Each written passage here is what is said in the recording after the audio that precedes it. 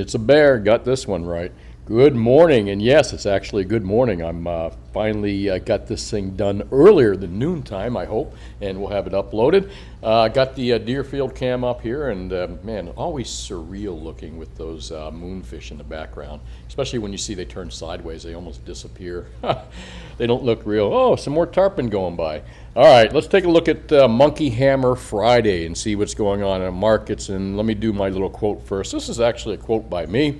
I don't know if there's such thing as original quotes, but I think I made this up. Don't expect politicians, government officials, or central bankers to fix anything. They're just going to double down on their stupid mistakes. And folks, this is exactly what we just see over and over and over with our politicians, our government officials, central bankers, and their lapdogs called the corporate media that just simply report whatever they're told to report. I don't think anything's going to get fixed. I think we're in for some tough times. I want to talk about something called stagflation, which is well, actually, we'll get into that in a bit. Meanwhile, let's take a look at the spot prices right now. Yep, we're back down. What was the high? 1870. We're off about 14. Well, it's just 13 bucks right there. I'm going to do a quick refresh here because this is a static screen. And yeah, we're off about 14, 15 bucks right now. Silver's been monkey hammered below that $22 mark once again for no other reason than just crooked manipulation on the Crimex, Comex markets. But provides you a good opportunity to buy these these 5,000-year-old commodities at really cheap prices. And we're going to get into that a little bit too, where gold and silver are going ultimately. And platinum still doing damn well, sitting in that $1,022 mark, not too far off from its high of $1,035 right now. And palladium subbing that two grand mark right now, getting close to the price of gold once again. I have a feeling that, tough to say, but I have a feeling that we're going to see palladium prices less than the price of gold, and I believe maybe even platinum and palladium kind of reversed in some weird way. That's providing that the industry does switch from palladium to platinum, and I believe we got again the gentleman that made the comment that he has a friend of his that's in the business that says that they're going to make a switch from palladium to platinum because platinum is much cheaper, or in fact maybe they have already just been buying up platinum to because you don't want to telegraph that move. But it's funny when you talk about telegraphing that move. I remember when Ford was going to, or actually we'll talk about Ford, but when they were first going to catalytic converters. When was the 80s, 70s? I forget exactly when it was. I think it was the 80s actually. Catalytic converters, and they were going to use platinum. Ford went out and announced that they made it like a public announcement that they had to go out and buy so many ounces of platinum by a certain date. They just outright made an announcement that they plan on buying 1 million ounces of palladium. And oddly enough, before they even got to the date where they had to go out and buy palladium prices had like platinum prices. Not double, but it had gone up substantially higher because they telegraphed that move. So yeah, it would make sense that if the industry wanted to move into platinum from palladium because of the cost, that they might not be as dumb as Ford was back then to telegraph that move. So folks, what it is, just your typical Monkey Hammer Friday. There's no good reason for these metals to be down. But for the folks that are still buying, folks that are still stacking gold and silver, again, just provides a great opportunity to buy these metals at really historically manipulated lowest prices, really low prices. But again, if you're already bought in with precious metals and and a lot of folks are waiting, and the waiting place kind of sucks, but that's with gold and silver in general. If you take a look at what I've been saying, gold, we've been in a bull market since 2016 with gold at least. It's, if you take a look at the chart, it's pretty easy to see. And do I even have the chart up here? I'm not quite sure. Where is my gold chart?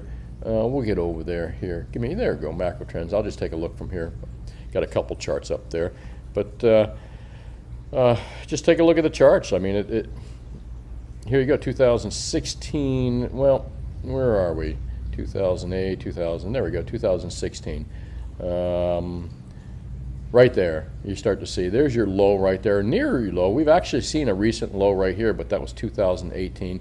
But I really believe we've been in a bull market here, and that's just a blip on the downside since 2016. Take a look at that upward trend. And when I compare it to the gold price of the past here, this is where I believe we're at as well. We're in those early, well actually I believe we're in the 1976 mode. I think that if I had to compare the charts right now, we're probably 1976, we're at 1977, right in that area right now. I think we're waiting for the next big leg up is what we're going to see in gold. And as manipulated as the price of silver is, and as upset people get with it, and I agree with you 100%, highly manipulated in the Crimex, criminal COMEX markets. Once gold starts to take off, silver is going to absolutely follow it. And that gold and silver ratio will tighten up as well. Let's take a look at the 24-hour charts here and see what's going on. Let me do a quick refresh. And of course, I believe that we're going to see where the monkey hammering takes place is during the New York NYMEX markets right here. And almost shortly after they open, you see gold kind of gets hammered, almost about $10 right there. Climbs a little bit, but so far in the mid-morning trade, which is about, what, 11:30 right now, you can see that, and I'm not quite sure what time that would be. That's probably around 10:30 or so. You can see that gold starts going down here in the Crimex market. Same thing with silver, I'm sure. We're going to see a similar line, except, yeah, similar line. There you go.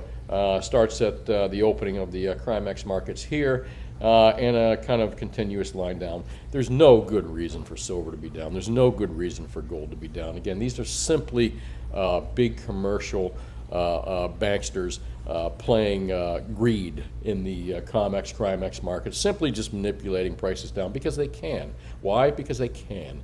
They can for a couple reasons. It's because they have the money to do it. Silver is such a small marketplace.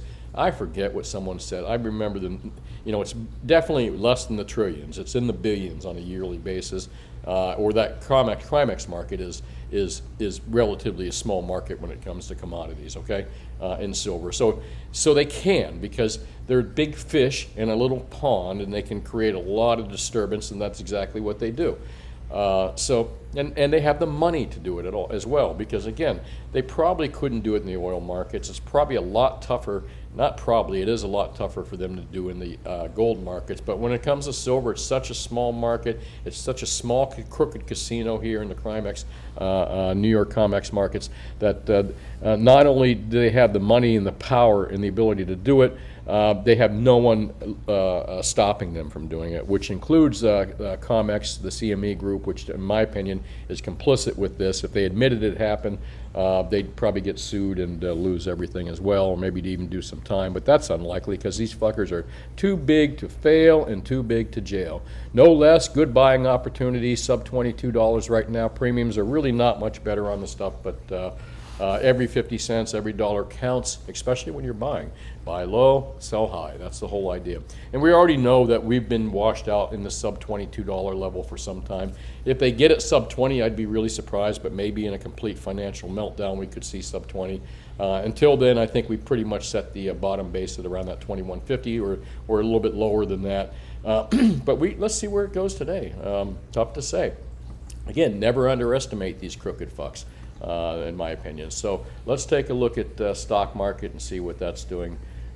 Probably exactly what it's doing, but there you go, down. The darlings of politicians and central bankers all over the world, the Dow Jones, SP 500, NASDAQ, and the housing market well, I'm not sure about housing. I haven't looked at the Shiller Index in a little while, and that's really not my expertise as well. But those are the darlings of the politicians and central bankers and the media worldwide. Maybe not worldwide, but in America for sure. And across the board, everything's in the red right there. Even the gold price is in the red. Looks like crude oil's up a little bit. That's not surprising. Stagflation. I wanted to talk about stagflation because I believe that is kind of what we're going to see right now. Investopedia is one of my favorite sites out there for explaining definitions and terms. I'm going to quickly go into it, but meanwhile, let me just play this video real quick. I think you'll find it interesting. It's 1 minute and 18 seconds. Probably explains it, well, not probably, it does explain it better than I can, so here you go.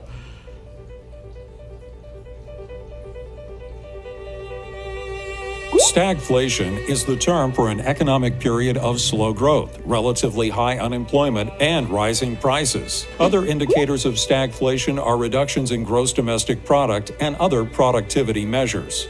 Stagflation seems counterintuitive for those who understand classic economic theory. For instance, normally when unemployment is high, consumers have less income and thus spend less. Prices typically drop when spending drops. Stagflation is an exception to this widely held economic belief. There are many theories as to why stagflation happens, but no one knows the exact cause. Keynesian economists put the blame on rapid drops in the supply of necessary goods like oil or food. Monetarists cite rapid growth in the money supply. Supply-side economists blame taxes and government entitlement programs. A notable period of stagflation in the United States occurred in the 1970s when oil prices skyrocketed. This caused an increase in transportation and shipping costs that rippled through the economy, increasing all prices, yet also contributing to a rise in unemployment. I hope you found that video interesting. Again, I'd love Investopedia if there's economic or financial terms you're not familiar with. Again, I don't get paid by them or any credit from Investopedia, but I like to share kind of things that I find online, and I'm sure a lot of you are familiar with them. But they really, if you're not familiar with the term, they have some really, it's great. It's a great website. And basically understanding the term stagflation was first used in the 1960s during a time of economic stress in the United Kingdom. And let's get it along here. It was used again to describe the recessionary period in the 70s following the oil crisis, when the U.S. underwent a recession that saw 5 quarters of negative GDP growth. Inflation doubled in 1973 and hit double digits in 1974. Unemployment hit 9% by May 1975. All right, so that's pretty stiff stuff, folks. I read in here somewhere that, oh, there it is, stagflation led to the emergence of the misery index, which I'm going to take a look at. You know, we've talked about the misery index a couple times here. And the misery index is basically an indication of two things. You see the blue line right there, that's unemployment. So the higher you see the blue line, the higher the unemployment rate is, and the red line represents inflation. And in this combination right here, unemployment and inflation is how the misery index is built. And we'll go over the numbers here. I'm sure a lot of you look at that site too. It's free, by the way, and I don't mind sharing this stuff with you. I think you kind of should bookmark it. It's good to watch this stuff. Stagflation was long believed to be impossible because of the economic theories that dominated economic and policy circles, ruled it out of their models by construction. The economic theory of Philip. All right, this gets into more detailed stuff. I'd recommend that you read it yourself. And again, I'm not giving you homework. It's just what I would call suggested reading. But read about what stagflation is.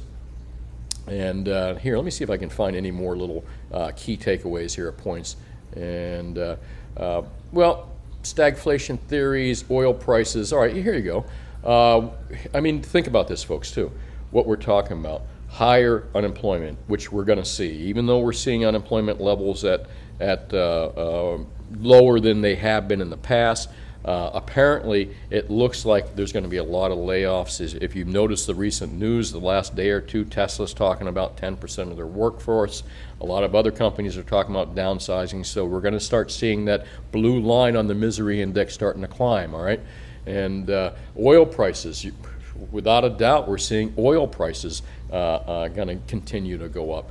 And think about 1970s, you know, when I forget how high I forget how high the price of gold, silver, gold, oil. I forgot how high the price of oil got per gallon in the United States during that OPEC deal in the 70s. I was a little kid, I kind of remember it. And but it led to, as the video talks about, it led to oil is used in so many things. It's used in transportation, it talks about. It was one of the biggest things. Transportation costs rose in the 70s. Producing products and getting them to the shelves became more expensive. Prices rose even as people were laid off. You know, I'm hearing from different companies that they're paying surcharges on their products, for example. You know, and instead of seeing a tax on their bill, they're seeing like a 15% fuel surcharge charge for delivery on a lot of things. Cost of delivering things across seas. You know, in containers now went from what, $3,000 a container to $17,000 a container, and a lot of this has to do with fuel cost. Well, a lot of that has to do with supply being mucked up because of the Critter 19, and it wasn't the Critter 19 that did it. It was the fucking politicians and the government officials and the media who closed down the entire world economy needlessly. But anyways, you know my opinion on that.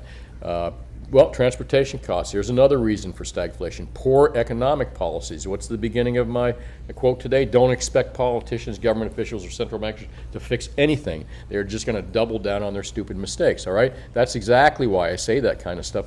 Poor economic policies, all right? Another theory of confluence, all right, we just talked about oil.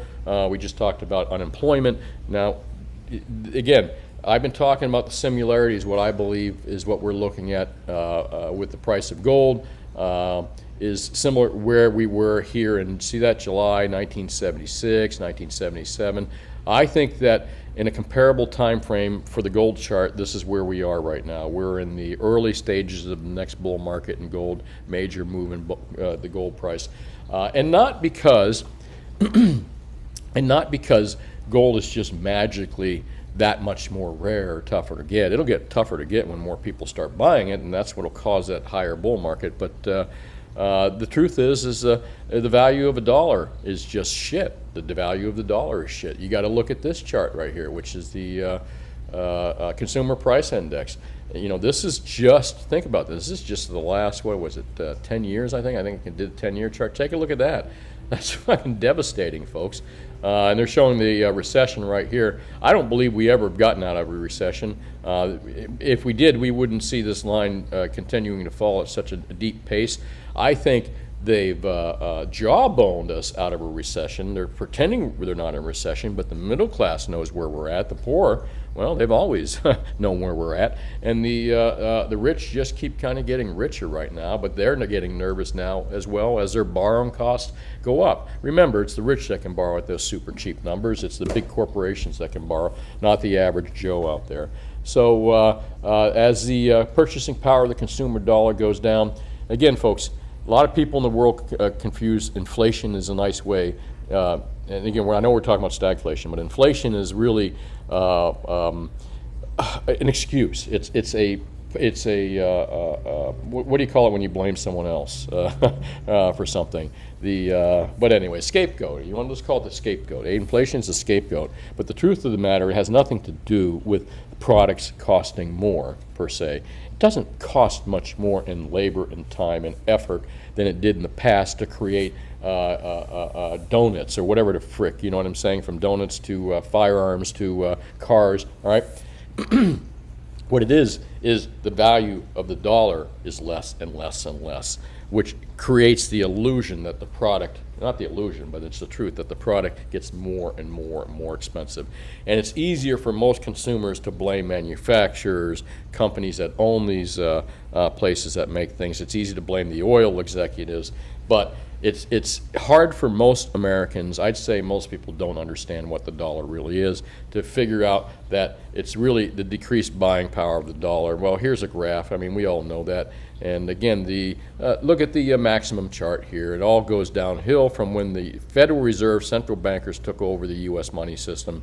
As soon as they did that, it just took a shit, the buying power of a dollar. Remember, at this point right here, a $20 gold piece, you could go exchange at the bank for a $20 bill. It was the same as a $20 gold piece, payable in gold back then. That's what our country used to be like. We had real money, sound money, all right? And then the central bankers took over, and you can see where this, you know, how good this was for the country. Now, don't forget this, too. This is leading into, there's a lot of other factors. I can't just simply say that's the sole factor right here, because we were getting into a World War I right there, and then you've got World War II over here. But as you can tell, it's simple things like knowing when Nixon took us off the gold standard, when you can see that we just took an accelerated deep dive as far as the purchasing power of the dollar. So yeah, your car that, you know, used to be able to buy a nice car for 10 grand, 15 grand way back here in the 60s or something like that. Now that same car is what, 20, 30 grand or more, at least, right? That's not the cost of the car, and it's costing more to make a car because it's probably even, you know, because of manufacturing and everything, it's even cheaper and easier to make products nowadays because of technology. What this is, folks, is simply the value of the dollar. The declining value of the dollar just gets worse and worse. All right, I kind of went into that. Stagflation. Harsh regulation of markets, goods, and labor in an otherwise inflationary environment cited as a possible cause of stagflation. Some point to former President Richard Nixon's policy, which may have led to the recession of 1970, a possible precursor to the period of stagflation. Nixon put tariffs on imports. Now, folks, think about this. Think about the similarities I'm talking about. Inflation, not inflation, but unemployment, higher oil prices, bad political decisions by central banks and government officials and politicians. And Nixon here freezing wages, putting tariffs on imports and frozen wages prices for 90 days to prevent prices from rising. This is not far beyond what we could see coming from this current administration, which is completely fucking clueless. But I don't think there's been any administrations that have had a clue. Even the past one, even Trump's regime, right there. I think blind leading the blind at that point. But no less. Here we go.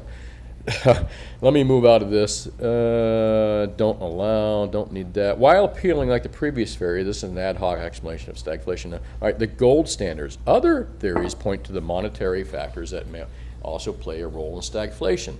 Nixon removed the last indirect vestiges of the gold standard and brought down the Bretton Woods system of international finance.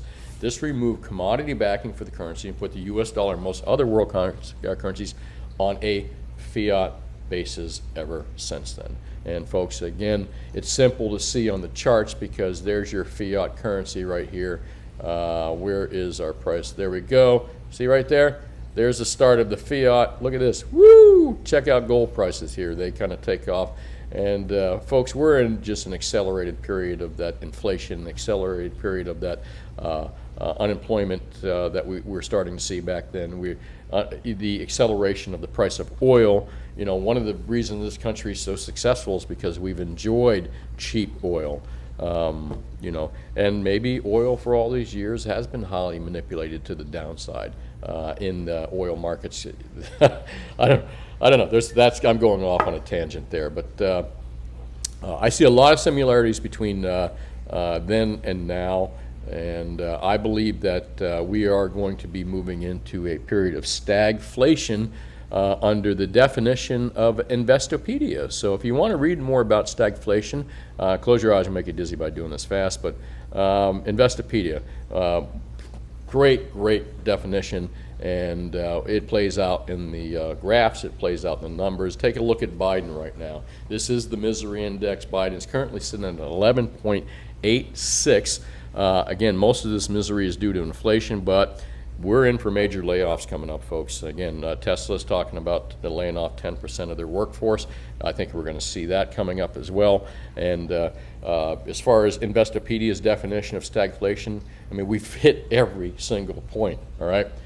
So I think let's take a look at by president too. Biden, there's Biden right there. At the start, higher unemployment rates are starting to lower, and of course this is because of the critter right here and their stupid closures of the world economy, which caused that whole unemployment deal.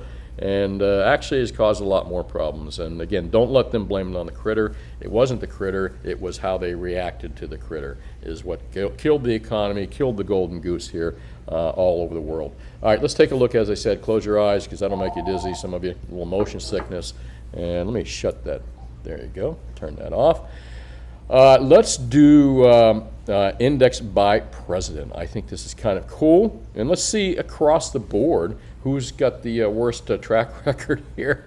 And let's see. As far as the start, who ended up with the who started? Richard Nixon, of course. 7.8 on the misery index to 17. That's huge. Is any wonder that Nixon resigned to some degree? Not just because of the Watergate deal, but listen, man, that was just some bad times in the 70s.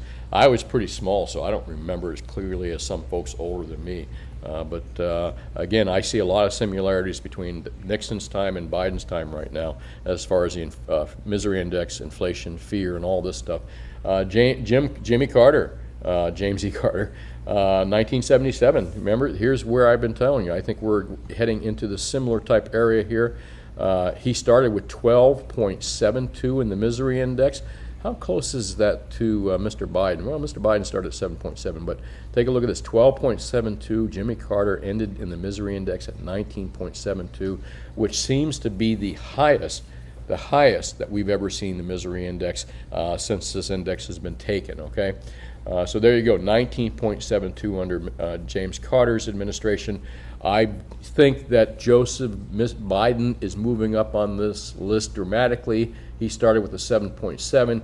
He's currently, and he's not even halfway through his term, at 11.86. And again, folks, all the things that add up to what Investopedia calls stagflation are just like screaming right now, screaming.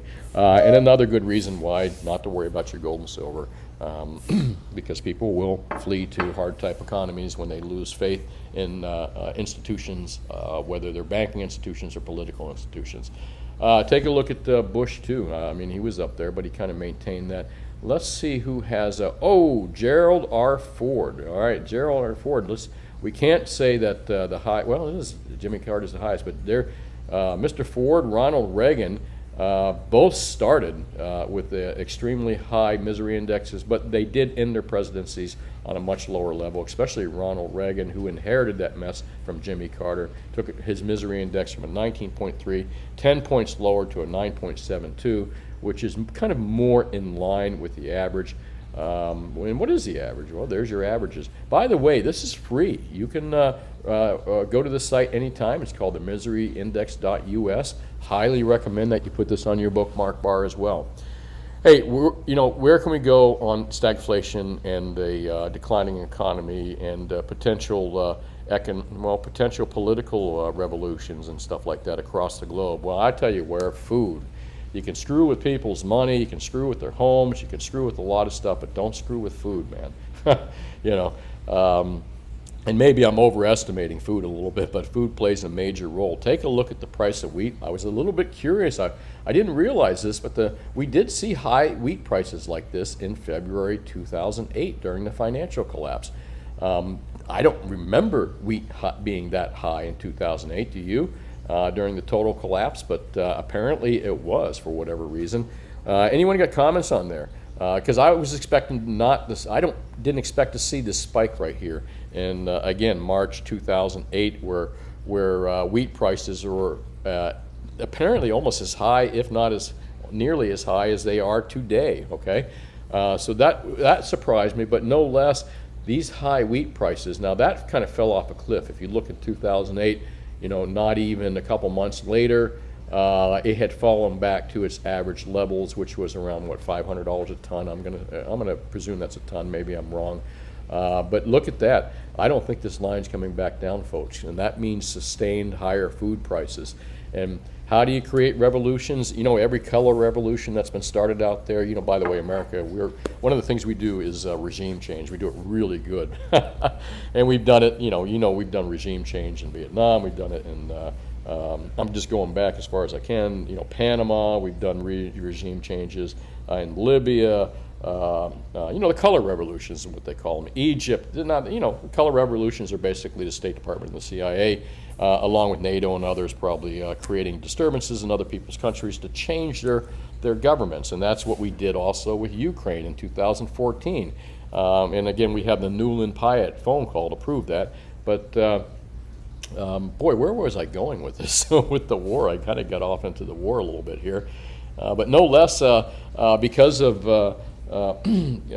color changes. I was talking about the color changes, all right? The color revolutions, the regime changes that the United States, one of the things that we're really good at, that we've done globally. And let me remind you two things. First off, none of them have ever turned out well for anybody except the arms making companies, people that deal in weapons. No color revolution ever has turned out really well for any of the countries that we've been involved with regime changes. Again, the military-industrial complex seems to be the one making the most money, Raytheon, and think about that with Ukraine right now. Another color revolution. Nobody wins in Ukraine. The Russians don't win. The Ukrainians don't win. But who wins? Weapons makers, folks. $40 billion worth of weapons makers. Raytheon with their fucking Stinger missiles, all right? But food, I'm getting back to food. How do you create revolutions? Well, you pump more weapons in there and you decrease the food supply. And you know, because again, when people are hungry, they do stupid things. And that's where we're at right now. Take a look at the wheat prices. I don't think the wheat prices are going to come down substantially, but I could be wrong on that. Remember, if we think the silver market is rigged, maybe the wheat price market is rigged. Maybe they can rig those prices lower. But do they have issues with supply and demand? I don't think so. I think the silver markets are uniquely different than the wheat market. I think if they, you know, if there's supposed to be 60 zillion tons stored in silos somewhere for COMEX wheat markets, then there probably is. But again, I'm assuming a lot. If the silver market's rigged, maybe they're all rigged. Who knows? Well, let's take a look at the gold price, why you're not going to have to worry about it, and why I believe that we're in the 1970s here, and we're repeating the same thing we have, just in a different way, and far bigger, far bigger. These hills and valleys are going to be far wider and larger, all right? Crazy, crazy shit we're heading into, folks. That's just my opinion. I tried to look at wheat prices on this, but it goes to a blank page. Maybe they just can't keep up with it. So Investopedia, if you're looking for wheat historical prices, you can't go there today. But take a look at other commodities. Look at the price of copper, all right? Copper, which is silver is a byproduct of copper mining, but look at the price of copper, all right? And silver's just as valuable, even more rare than copper. Copper's done well. All these other commodities seem to have done a lot better. Well, food commodities, maybe not, but soybean and oil prices, well, it looks like all the food prices are going up. Again, folks, the misery index, we're heading into Jimmy Carter era, and I believe Jimmy Carter times 10. How's that? That's where I think we're heading towards. Because the economy is so much huger and the money supply is so much vaster, and the the house of cards is so much larger. You know, the Jenga tower is getting down to its last frickin' Jenga piece at the bottom. You know, you're gonna have one piece left, and nobody wins in that deal. Hey, what's going on in ZH world? Nothing good, of course. Elon, well, here, where was I looking at? This we talk about, we know this is a fact. I know this is all about money, folks. This is about making the military-industrial complex richer, and nobody wins. Ukraine doesn't win. Russia doesn't win. And the American taxpayer doesn't win. And people in general, humans don't win, because humans die so these fucks can make money. And I believe he's exactly right. We're in, and when Mr. Musk publicly announces that he has a super bad feeling, he's probably right, and he's probably, you know, I've had this bad feeling for a long time. I've been feeling it growing. I had surprised that it hasn't blown up in our faces yet. But you know, pretty soon, a lot of people listen to this guy, and when people start to believe what he says, well, anyways, you know where we're going. And again, I think that we are going to we're into Jimmy Carter days times 10, and that's my opinion. I'm sticking with it. Yeah, there you go. Oh gosh, that dirtbag money's manager warns of a recession. What else is going on here? Hitting a shocking, wow, 132%. When constitutional rights all of a sudden don't mean anything, and they don't to a certain party, they don't to both parties really, if you think about it. But Washington D.C., in my opinion, these people are traitors. They're traitors to the Constitution, and it's in both parties too as well. I believe there's traitors in both parties to the Constitution. I don't trust either party anyway. In fact, I'm not a Republican, I'm not a Democrat, I'm a fucking American, all right? I love my country, I love my people, I just can't stand these people that are running it. Anyway, that's my opinion. I'm sticking with it. Friday's video, man. $1 trillion question, stocks sink on good news. All right, let's see. There you go. Proposal to tax. Now, what did Nixon do? Nixon provided tariffs. Didn't allow prices, put price controls and stuff like this. This is what happens when they start to meddle. Remember what I told you? Remember what I told you they do? Don't expect politicians, government officials, or central bankers to fix anything. They're just going to double down on their stupid mistakes. That's exactly what you're seeing here, and that's what you're going to see in both parties, basically. Hey, listen, if any of you think that either party is on your side, you're grossly mistaken. It's a two-party duopoly that power sharing, they agree to share power. More or less, have you ever saw the dollar go up in value? Have you ever saw them do anything to stop wars and decrease the amount of wars and decrease the military budgets worldwide? Why do we need to be spending zillions, most of our budget, killing people or creating weapons that kill people? What the fuck? I mean, really, you know, for us to pretend that we're this innocent country that, oh, we're very peaceful, America, our American government and our officials, and we're all about peace. Bullshit, bullshit, bullshit, bullshit. Our movies, our video games are highly violent, and I believe that's constructed that way as well. Meanwhile, yeah, we're peaceful, loving people. We're the only people that ever drop nukes on anyone, folks. So, I mean, don't ever believe the bullshit that these fuckers in D.C. tell you, all right? It gets all about the military budget. It's all about the military-industrial complex, which sucks up how much of our money yearly? Let's just talk about this. And then this stuff is just diversions. This is just bullshit diversions. You know, 5% of the population, 6% if you're lucky, getting 99% of the attention out there is just a diversion and a good way to create separation amongst people, get people fight with each other over stupid bullshit that's meaningless. May payrolls dropped to 13-month low, but come in hotter than expected. Wage growth eases. Well, folks, we're heading into less jobs. Futures dump ahead of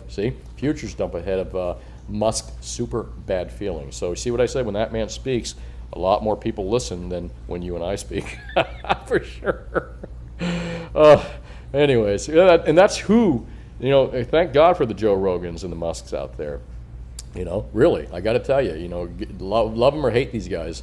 You know, thank God they're out there because they are bringing up points and issues that would be made that the government and media narrative wants to go away. Okay, they want to go away.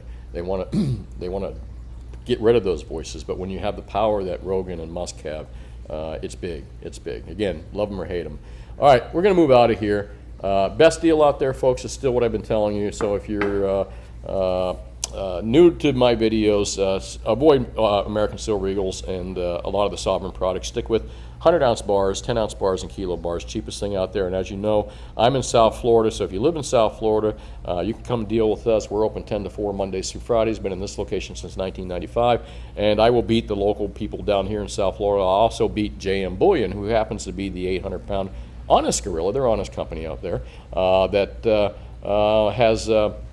Again, they're the Walmart of bullion out there, so we advertise to beat them because, again, a lot of young guys are coming in and they're looking at their phones. And back before I was beating JM and Atmex and SD and these guys, and I'd say, well, they'd say, how much is your price? And most of the time we'd sell it to them, but occasionally I wouldn't sell it. And they'd say, okay, thank you. I'd say, what are you looking at? So again, if your local dealer is just an old curmudgeon or an old grumpy old bastard, remind him that he's losing money if he's not getting money that he could be getting by beating the online guys, all right? And your local competition, of course. Well, gold, again, silver, the best deal is the bars I told you about. Gold, the best deal out there is bars, the same thing. But gold is not as stupidly priced as silver as far as premiums go, which tells me, again, that silver market is totally freaking wrong. The paper is wagging the paper tail is wagging the physical dog. It's been like that forever, but the premiums are starting to show us in the lack of available product and a lot of the things in the COT reports that Ted Butler is talking about shows that there are shortages, and that these people are talking that they're dealing in amounts of silver that you can't even mine in a year. So a lot of bullshit out there. Silver's probably a lot higher priced or a lot rarer than you think it is. And again, I talk about available silver, not theoretical above ground, what we could get if we had a magic magnet that pulled all the silver off the earth, but what available silver is out there. Again, stay away from eagles and stuff like that. On the silver products, on the gold products, gold eagles aren't that bad. I think I priced a 100+ lot to somebody for a spot plus $105 the other day, which is, that's not unreasonable when you consider bars are 80 and 90 bucks over. So availability of gold is much better. Premiums are much better on gold, but silver, man, in that manipulated environment, it's just the silver prices, paper prices are just completely disconnected what investment silver you can buy out there. Let's take a look at yesterday's video, which was Marcelo named it, but he called it the fall of empire. It should be the fall of the empire, right? Or something like that. All right, anyways, not perfect. Marcelo is, by the way, but I'm not perfect. Oh, that was a great video yesterday. See that tarpon going by? I'm going to just pause that. Take a look at yesterday's commenters. American Patriots. American Patriots. I've been told by a friend that knows one of the big wigs in the automotive industry. The guy owns one of the really big companies. My buddy didn't tell me who exactly, but he said they're in the process of switching back to platinum from palladium. He said it takes them around 3 years to do it. And like the other guy said, they don't announce it. They quietly buy it while it's cheaper, then switch back after a few years when they buy enough. Maybe that's why we're looking at declining palladium prices, folks, and inclining platinum prices. 2025 platinum price could double. Interesting. I liked hearing that. Thanks for commenting there. Mark, yeah, I'm surprised it hasn't happened, but what I'm talking about, food, don't mess with people's food, man. The poor get just enough food, and the middle class probably get just enough food, but you start decreasing their calories a little bit, and then people get angry when their calories go down. Tree climber, platinum is twice as dense as palladium. Highest melt temperature, yep, requires extensive energy utilized, but prices are considered too. Hey, good, I didn't realize that. Twice as dense. That I did not know, Tree Climber. Thanks for bringing that up. David H. says, platinum used to be in catalytic converters today, moved to cheaper solution, nothing is stopping it. Yeah, they're going to go back to the old method, possibly. I could see it from a price point, but let's see what happens. DeWitt, please help me understand the relationship. People say where gold goes, silver fall. I understand that traditionally was true, but now there's an 80-point spread, not 15. Yeah, I know you're kind of looking at the, I know what you're talking about. You're looking at the 80 to 1 silver to gold ratio currently versus the historic 15 to 1. But I don't think you can, I'm not sure how relevant the 15 to 1 is ever going to be in the future again. I mean, will we see a 15 to 1 spread on, if you go back and look at the charts, I believe that the closest we've gotten to 15 to 1 in the last 30 or 40 years was sometime in 1980. Silver was $50 an ounce. And in fact, let's take a look at this. Hang on, ready? 800 divided by 50 equals.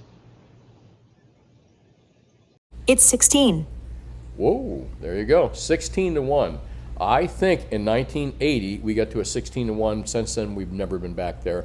But in another big giant bull market, again, I think we're looking at a similar 70s type market. We could see that again here not too long from now. Next, when the stock market crashes, gold and silver find their true value. I believe with that as well. How is that gold is the only held its own value when all markets crash? Why didn't gold zoom? Why did gold crash with a... Again, a lot of speculation out there. Hey, thanks for good questions, DeWitt. But a lot of good speculation out there that I believe is factual. GATA.org contends that central bankers and governments hold the price of gold down. I believe that they have evidence and documentation that proves this, so I believe that's correct. And in the silver markets, you know how corrupt that casino is. The Crimex casino in silver is majorly corrupt. I mean, it's so obvious to see. It's in the COT reports. It's in the actions. It's in what they do and they don't do. So we know that market is so corrupt. So there you go. But you know what? If you don't play, you can't win. And if I'm going to buy any product that has corrupt players in it, silver, been around for 5,000 years. It's not going to dissolve when these fuckers finally their game is up. All right. In fact, it's going to do just the opposite. It's going to rocket up. And I think we're going to see a 15 to 1. Let's see here. What else? Oh, thanks for commenting. Paul, yeah, at some point I got to do the coin stuff. I mean, I know coins like, gosh darn, man, I grew up with coins. I know coins, precious metals, man. It's pretty easy to learn precious metals. I can, if someone came in my store, I can teach you how to buy and sell precious metals and basically get a basic understanding like I do, which I try to share with you guys of how that market works a little bit. And More or less, you can teach anyone to do precious metals, all right? But when it comes to rare coins, that's a whole different thing. I mean, and I know it very well. I'm really good with rare coins and paper money and a lot of other things. But boy, that's the one thing I would say my specialty. And I really should do some videos, and I will someday, Paul. I do all I can to get these videos out on a daily basis, 5 days a week. But maybe I'll gather up the energy and get some mojo and have some fun with it. Hey, thanks for commenting, Joey. I'm sorry, Paul. Joey, what's up? Linda, thanks for commenting. I appreciate that. And John Smith says he bought a couple buffaloes, paid a little more than bars. That's not too bad. Again, the premiums on gold is not too awful. I'm fine with the premiums on gold. It's the premiums on silver that tells you something's way out of whack. Temporary, Brian for president. Yeah, I already tried running for city commissioner. So, yeah, I'm not complaining. I loved it. I loved the whole process. I enjoyed doing it. The paperwork sucks. I guess still got to finish up some final paperwork on that as well. Hey, Welco, you are #1 in my book as well. Let's take a look at my quote for the year. Think for yourself, question authority. And before you can really think for yourself and you can question authority, first you need to question what you think you know. You need to question your narrative, your opinions, because they may not be your own. They could have been given to you by your school, and I know I repeat this all the time, but by your school, by your family, by the media, by the government. They may not be your own. Go out and rethink for yourself. And then it makes it so much easier. Again, thinking for yourself is not even a question at that point because you are thinking for yourself. You're not just taking in what other people tell you verbatim as the truth. And again, most important of all is always question authority. Why do you always question authority? Because it's the same people that double down on stupid folks. So always question authority. Well, that's it. This is Brian Kuzmar with Commercial Rare Coins and Precious Metals. If you don't live in South Florida, unfortunately, I can't deal with you, man. As much as I'd love to hear from you and you call me at the store and stuff, I can't ship you anything. So I highly recommend that you find a good local dealer for more than a couple reasons, other than saving money, is keeping that money local in your community. Because when my local South Florida people spend money with me, I spend it back with them, okay? You're never going to get that from JM or people online unless they live in your neighborhood. Well, thanks for watching. Us Floridians are in for maybe some tropical storms tomorrow and some tropical storm winds. Hopefully the power lines don't go down and I'll be able to share with you on Monday. But if you don't see me on Monday, you know that the lines are down and the communications are, but I'm prepared. I got food, I got power, I got generators, and I've got everything else. Hey, thanks again for watching. Have yourself a good day.